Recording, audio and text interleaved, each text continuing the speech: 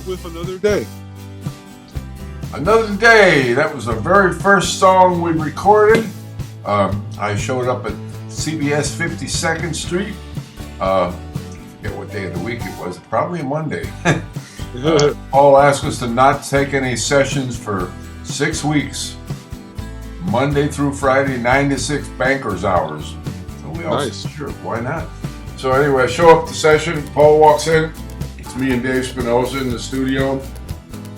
Got my drums there in the drum cage, and he looks over and he says, "You ready to go?" I said, "Yeah." He double takes because I had the Beatles drum set in there that I bought from the Shea Stadium concert. They were at the Museum of Famous People. They had an auction, and my friend bought them and sold them to me. So I used that set of drums, the Beatles drum set from Shea Stadium, and my dad's snare drum on the Ram Elm. So Paul gets on a guitar, and Spinozza and I are just sitting there listening, like, what we're going to do. Because studio musicians in New York, I mean, they play the song, you find your part, you play it, you record it, you move on. That's what we do.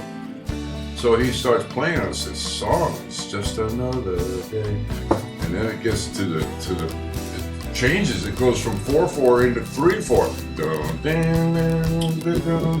3, 1, 2, 3, and Spinozza and I look at each other and say, "Wow, this is gonna be a trip, man." So we just dug the shit out of it, and we just got into the part. We heard the song. Loved the song. We knew it was just going to be one of those songs that's heard 50 years from now, like it's being heard today in the Ram redo. And then you got to play phone books on it too. And we got to play, yeah. It needed something in a little motion through there. I said, let's try an overdub on a phone book. And so we used the New York, big, thick Manhattan phone directory. And we tried to find one from 1971 for Verité Aro. But anyway, we couldn't find it. It's harder to find than you would expect because I had a Peter Max cover on it, so it's super collectible. So, but we had Billy Amendola. Oh, that's wild. Yeah. We had Billy Amendola play it on the new version, and we had to double it to make it sound thicker because I think he might have used a Brooklyn phone book. And but your friend, who's also the editor on Modern Drummer magazine. Yeah, fantastic. Great drummer himself. And we had the luck of getting Dave Spinozza to come and reprise his parts on this. And he played all the original parts on it using the same exact guitar. And you used the original snare drum you used on the original recording. So it's a reunion of the snare and the guitar. Right. And there it is. There it is. That's the Ram snare drum. How cool is that? My dad's leading Broadway. And it sounds incredible. And when it came to making this record, we wanted it to be, it has the same feel and the same sound, but definitely we brought it to a new generation. And we had Gordon Michaels come in and sing on this, and he recorded an album called Stargazer that was produced by Hugh McCracken, the other guitar player on Ram. So in many ways, he's representing Hugh, and there's a song on his record called Indoor Lovers that has a very Another Day feel to it, and then I realized it's in the same key, so it was kind of his audition of singing in A because he sounded so good on that track.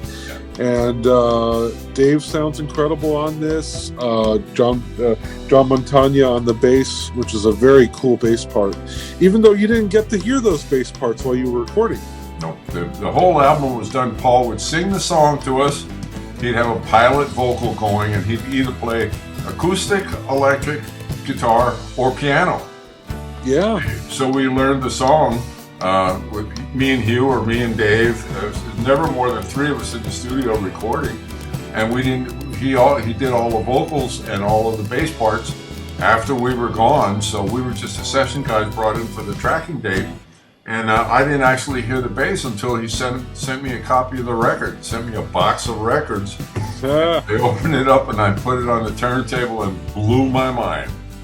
Wow. That's cool. Well, that's the thing. Paul was always a big fan of overdubbing bass, even in the Beatles. So that's great that he played your part. So in many ways, your drum part influenced that bass part. So and this was there was only one time in the whole project that he asked me to play anything other than what I came up with initially. Yeah. And then even then it was a suggestion situation. It wasn't like you got behind the kit. Exactly. So this was the first song recorded and the first single release. This is Another Day, featuring Gordon Michaels, off the new album Ramon, coming out on May 14th. Too hip. Every day she takes a morning bath, she wets her hair, wraps a towel around her as she's heading for the bedroom chair. It's just another day, slipping in the stockings, stepping in the shoes, dipping in the pocket of a raincoat. It's just another day. At the office where the papers grow, she takes a break, drinks another coffee and she finds it hard to stay awake. It's just another day. It's just another day. It's just another day.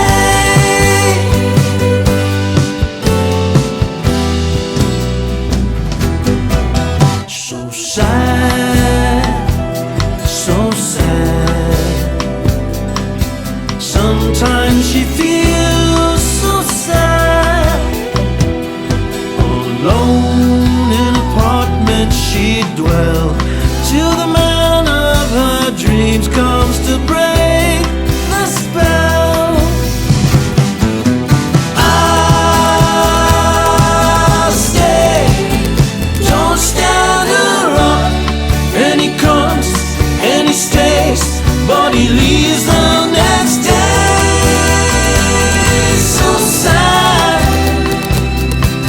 Sometimes she feels so sad as she posts another letter to the sound of fire.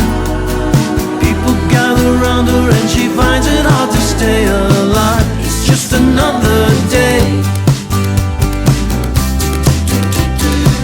It's just another day. It's just another day.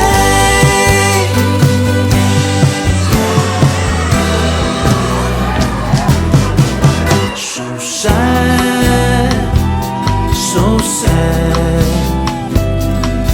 Sometimes she feels so sad. Alone in an apartment she'd dwell till the man of her dreams comes to break the spell. I'll stay, don't stand her up. And he comes and he stays, but he leaves the next day. So sad. Sometimes she feels so sad. Every day she takes a morning bath, she wets her hair, wraps a towel around her as she's heading for the bedroom chair. It's just another day, slipping in the stockings, stepping in the shoes, dipping in the pocket of the rain.